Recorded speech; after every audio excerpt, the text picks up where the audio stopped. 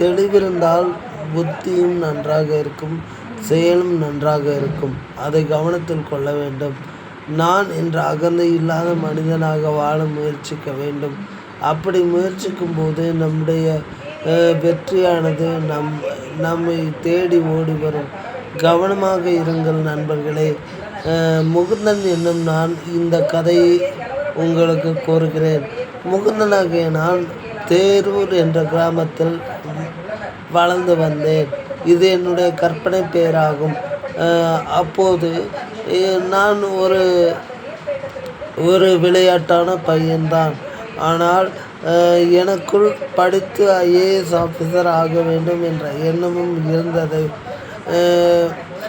ஐயம்பெருமாளாகிய நான் என்னுடைய கற்பனை பெயராக முகுந்தன் எனும் பெயர் சூட்டி இந்த கதையை வெளிப்படுத்துகிறேன். நீண்ட நாட்களுக்கு பிறகு இப்படிப்பட்ட ஒரு கதையை நான் யோசித்து வெளிப்படுத்துகிறேன்.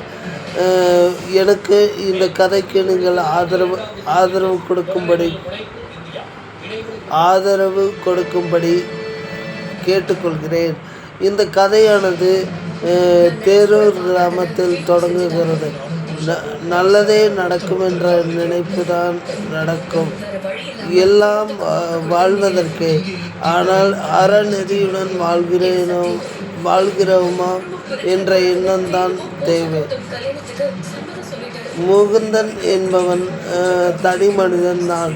அவனுக்குள் உள்ள ஆசபாசங்களை தெரிந்து கொள்ள அடுத்த கதையில் தொடர்கிறேன். நன்றி, வணக்கம்.